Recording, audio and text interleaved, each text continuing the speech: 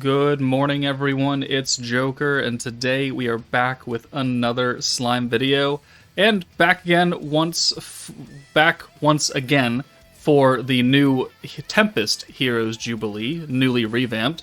We already did Normal Battle 1. That was a previous video earlier today. Now we're looking at Normal Battle 2, which I also have max score.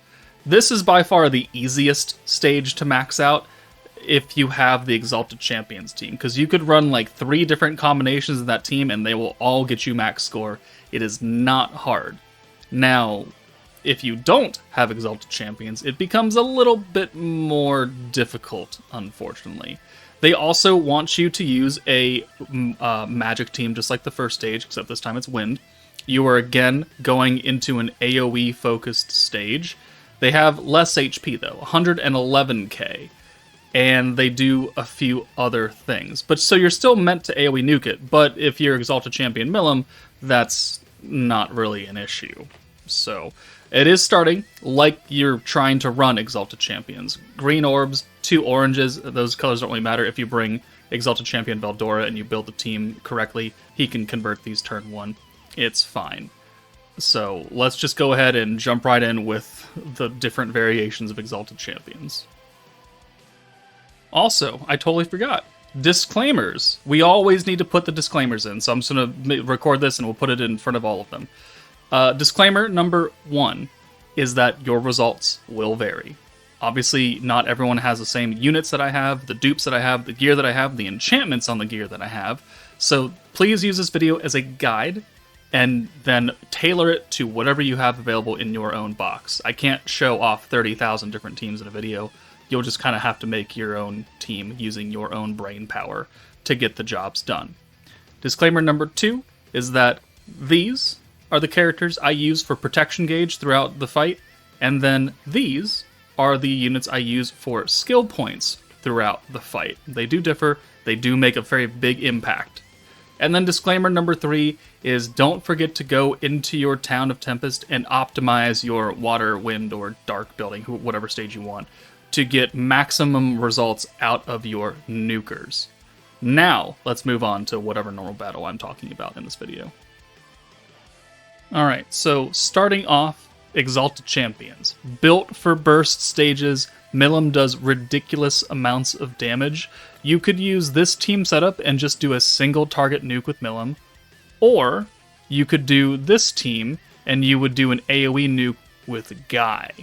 You could also, as a third, AoE nuke with the Wind Masked Hero if you happen to have her, but I don't know if a lot of people do, so we're not going to show her. Just know that she can also do it, but I've got clips of Guy nuking and Milim nuking. So let's go with Milim first, and let's talk about the team. So we've got Exalted Champion Velzard, Veldora for the green buff and orb change, Violet for the magic buff.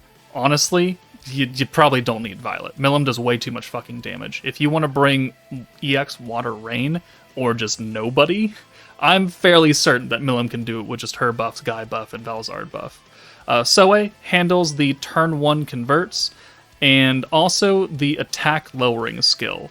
The enemies have a defense ceiling mechanic, so you can't actually get extra defense from him, but if you lower their attack, you'll take less damage. And then obviously Milim and Guy are here for their respective nuking and alt rush capabilities.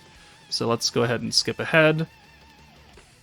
So starting out, we are going to use Soe's orb change. You could very easily use Veldora's as well. Like it really doesn't matter.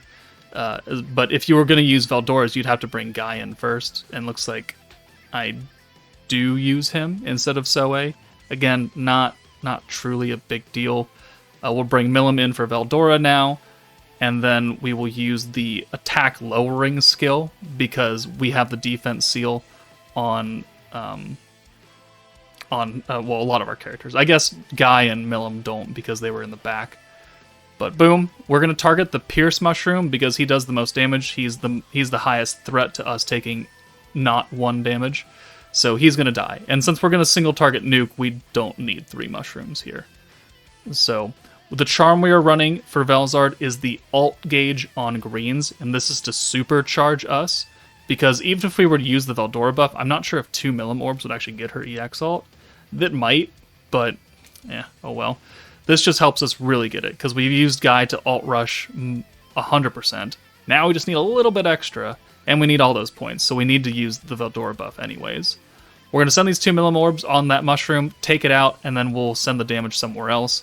We just don't need that mushroom here, because he's the most likely to do extra damage.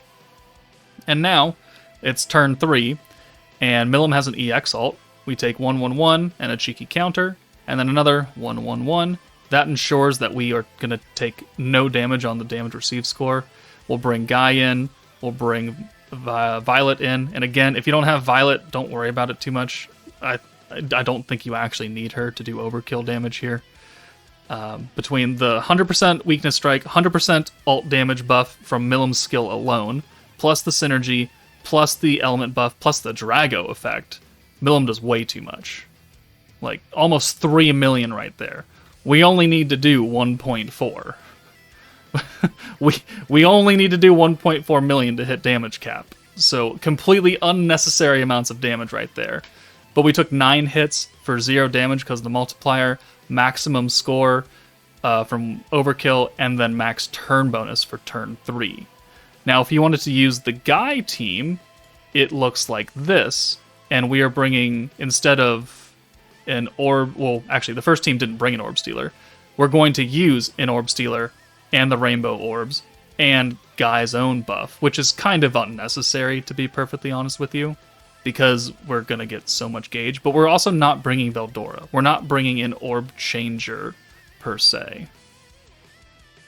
So what we're going to do here is what we do for a lot of Jubilees, is just leave 3 orbs for Shuna. So we know that there's another incoming Shuna orb, so let's just send the 3 space orbs, Violet and Raphael. Again, we don't even have defense here, so 1 damage, and as long as you get very lucky, they don't actually hurt you. So we didn't bring Soe to seal the attack, we didn't bring Raphael to do anything. Well, we didn't use Raphael, to be perfectly honest. I totally forgot to use him. So obviously you don't need him. But we're going to, I think, use it here on this turn now. So, again, if you don't have Raphael, you can just try and chance it and pray that you don't take any damage. And if that works, then that works. So here, actually, we're not even going to use the All Rush ability. We're just going to use the rainbows and the power of that to get his EX ult. I mean, we could have used the... Well, did we have enough points? I think we did. But there's 1/1/1, 1/1/1, and 1/1/1. Again, Raphael might not have done anything. We might have just taken 1/1/1s across the board to begin with. But let's use the synergy power buff, let's use the magic buff, and then we'll use Velzard. We have no other orbs except for Raphael, who is not a damage-oriented character. But that also means we're in no danger of killing them accidentally. So we're going to send all 6. And then, we'll send all 5, and then the Guy ult. So 1, 2, 3, 4... and 5, and then Guy with his ult does 480, which is enough damage to hit overkill. So we did need the Violet for this, because Guy's personal buff is quite a bit weaker, and we don't have as many buffs to begin with than the Milim team did. But we still took 0 damage, technically, and 1.4 million max overkill, and turn 3 max turn bonus. So 2 different versions of Exalted Champions. If you want to run the Masked Hero, that's 3 different versions you could try. It would pretty much run the exact same way as these other ones. It totally works. Another team that can get max score is going to be New Year's Blessing, nuking with the Wind Milim, who, I mean, is, I think, the runt of the New Year's Blessing team, but still can be useful in a pinch. So, Xion, Milim, Raphael once again to seal, Shinsha for her buffs, New Year's Rimuru for his rainbow orbs, and then Diablo for the orb giveaway and the crit resistance down. We are running full skill point units in the front line, so we're going to start with 48 skill points, which is going to be pretty important. And yeah, it's pretty simple once you see it. So I did have to enchant Milim's weapon a little tiny bit. I think she has like 12% crit damage or something and 1% attack. Like, it's not very big, but we did need that little bit extra. We are running the AoE damage charm on Xion because we need AoE damage. We're going to send these 3 orbs. We brought Raphael and Diablo in, then we used the Seal skill, so we should take 1 damage here if we're going for a perfect run.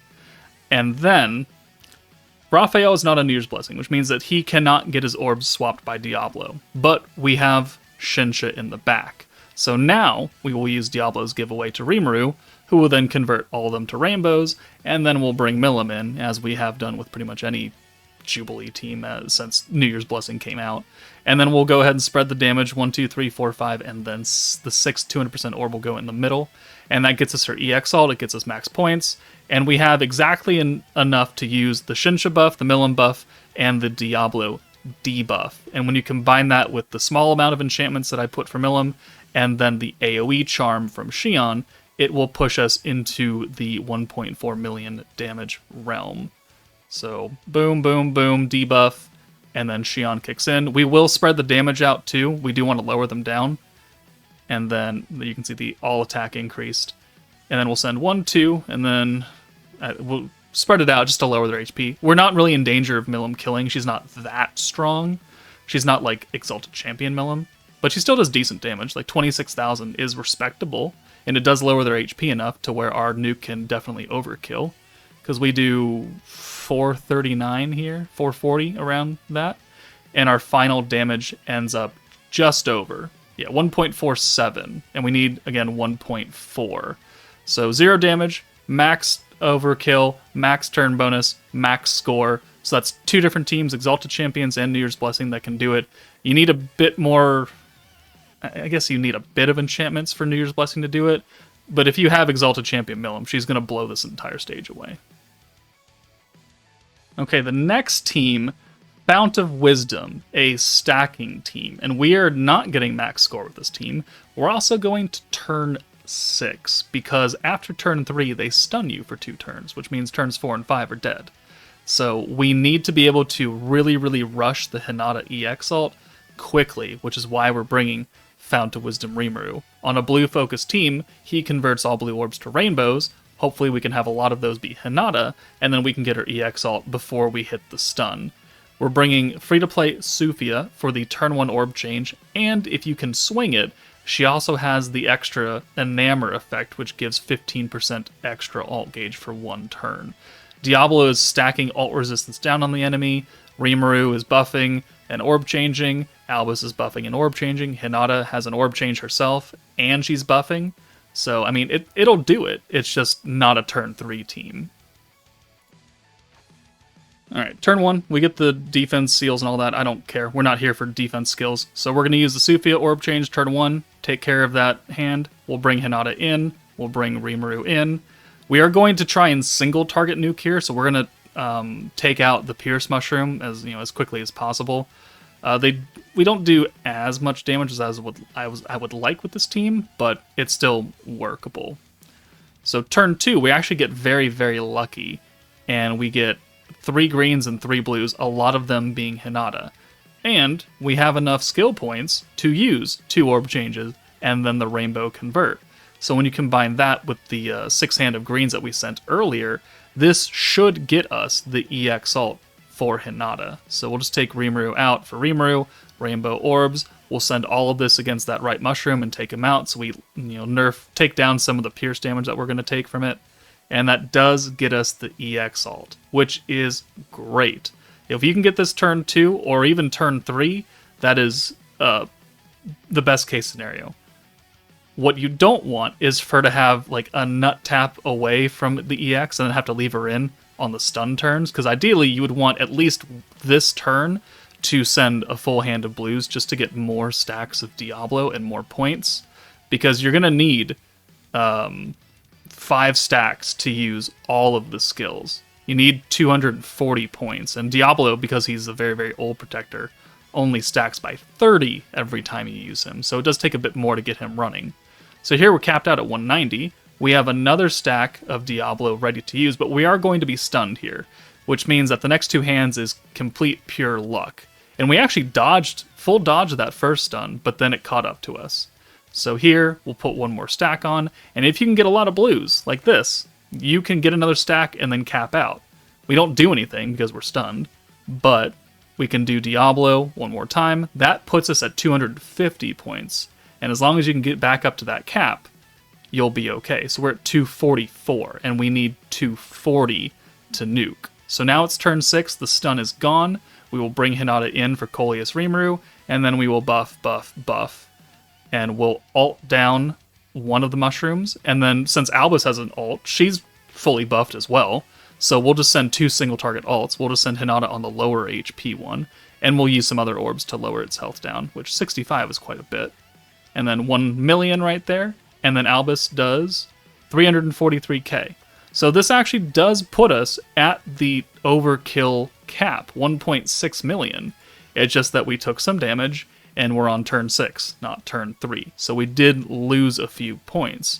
But considering our score of 153, and the actual maximum score is 156.2, like, we're only missing less than 2,000 points. Like, that's inconsequential. Like, it's not bad by any means.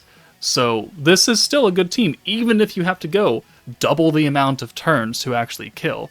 Fount of Wisdom is much more... what is the word I'm looking for? Available, because they've been out since March of 2023, and they've been featured on a butt ton of banners and all the Season 3 tickets and all that shit. You might have them. Use that team. It'll work pretty well, actually. And finally, we get to the sad wind team, Gabiru, one of my least favorite protectors. The Masked Hero, gonna be necessary. Trainee, also kind of necessary. Soe, again for the orb change and the attack nerf. We're going to nuke with OG Wind Milim. She is a wind character, she is magic, and she is AoE. She does have a skill fusion, which gives wind allies 30% crit damage. If she's not skill fused, well, don't really worry about it. You'll just do less damage than on the sad wind team than you were going to do anyways. And then we brought Dino. You don't really need Dino. You could really put anybody here. It's just cool. If we bring Octogram Lumi, like, that'll work, because she can give Milim an AoE buff or an alt buff, one of the two, probably the AoE buff. But we are running skill points on blue because Gabiru only gives us 15 every time we use him. We need to be capped out for him to be super, well, not super, but moderately efficient. We are also running more skill point units. The entire front line is skill point. Soe is in a battle slot, so we could give him somebody else. So orb change, and then, yeah, we'll bring in Milim first, and then we'll use the orb change. The defense skill, again, really does not matter all that much because they're sealed, but the attack nerfing does help us take less damage, which this is not a max score team by any means, but hey, we've got it, so why not use it? If you don't want to use it, then you can just run the big 3 instead, and you get more protection gauge. That works too. But 1 damage, and then 1 damage. Excellent. So here, unfortunate that we get oranges. We can't handle more than 1, because Gabiru changes greens to blues, but Trainee is our only converter, and she only converts 1 orange and 1 blue, or 1 green to 2 blues. So we're just going to burn out these orange orbs and pray that next turn we get greens or a greens and blues and just 1 orange orb. But we use the rewind, and we get 1 orange orb, which is fine. So we'll use the convert from Trainee. We'll also use the alt rush skill from Trainee, who gives wind attack as well. If she's not skill fused, she only gives wind attack to the highest attacking ally, which we still made sure is Milim. And then we'll spread the damage out. We'll not target the middle one because we sent enough on him. And now we have an alt for Milim. She's not an EX character, so she doesn't need that much. We have the wind buff already active. Gabiru gives a magic buff to our highest attacking character, which we've guaranteed is Milim, because we took the attack gear off pretty much everybody else. And now, we have a double use of Gabiru, which is 30 extra points, on top of the 100 that we had with this turn. So we've used the hero crit skill. Alright, let's use Gabiru twice, give us those extra 30 points, and that will allow us to use the Milim buff, which, if she's skill fused, it's alt and wind crit damage. If she's not, it's just alt. Again, it doesn't really matter. And that leaves us with a little bit extra points to use the Dino debuff skill. Again, you could use Octogram Lumi instead. That probably would actually work better. And then the AoE with Milim, 117k. It's not great, but this is a sad win team with no EX characters whatsoever. Well, at least in the battle lines. And we get a score of 84-3, which honestly is much better than I expected this team to do, because Gabiru is such a shit protector. Hopefully you have something better you can use than Gabiru. But there are 4 teams to take on normal battle 2. Hopefully you find them useful. If you are using a different team that works, please put it down in the comments. That way other people can see that and use those teams. But that's it for me, guys. Take it easy, and I will see you all later.